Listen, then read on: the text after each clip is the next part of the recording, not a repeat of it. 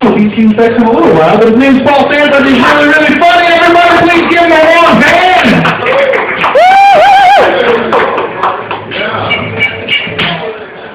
Speaking of a warm hand, is Tim still here? Did you notice he was checking his hand? You know, I thought he had something written on it, but probably just saying, "Okay, honey, we'll get together right after this." People think I don't take comedy seriously because, well, for one thing, I have a job. I just turned 65, and they gave me a government job. They put a check in my bank account every month, and I stay home and sleep in. I'm retired. Social Security is a great job. So, but if you have a job, you can't do comedy really seriously. Right now, that's part-time. And I would rather spend time with my daughter than on stage. Can you imagine? I mean, such a terrible, terrible thing. And once I wrote a poem and read the poem when I could have been working out my comedy. Obviously not serious about comedy. And, you know, I don't masturbate, so where do I get my jokes from? They said, how can you masturbate without an erection? And I say, well, I use softcore pornography.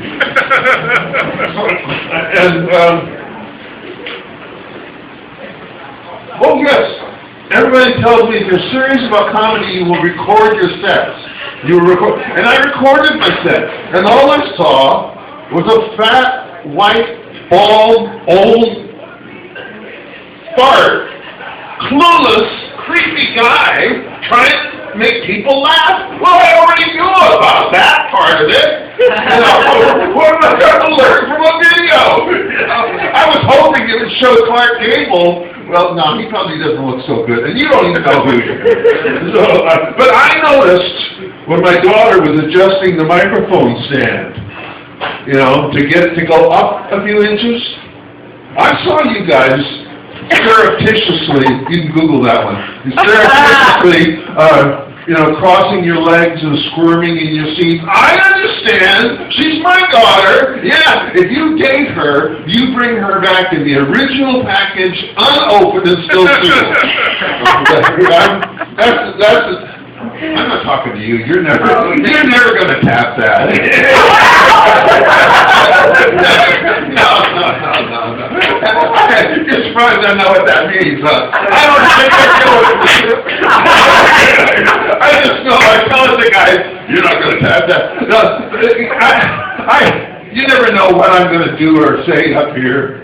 It's kind of like, you know, me in bed with a woman. If I remember.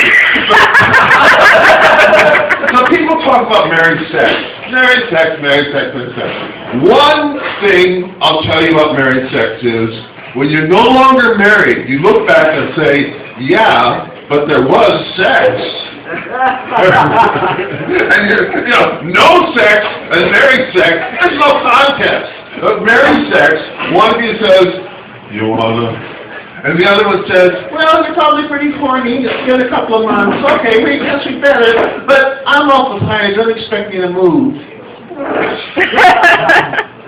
And then afterwards you say, well, how was it? And she says, he thinks I would stop if he asked me to. You know, do the way you think?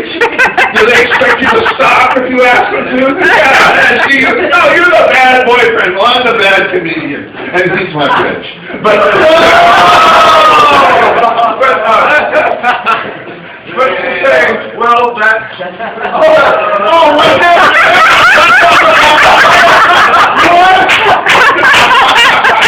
Sorry, Mr. Paul Silver.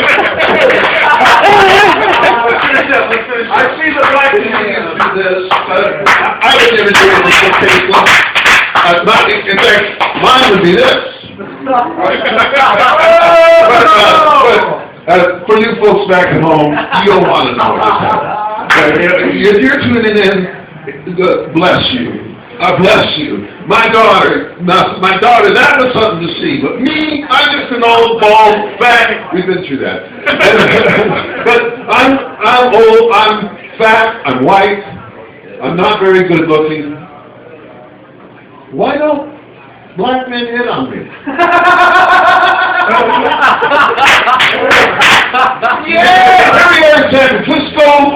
even the rainbows are not straight, and as my wife used to say after sex,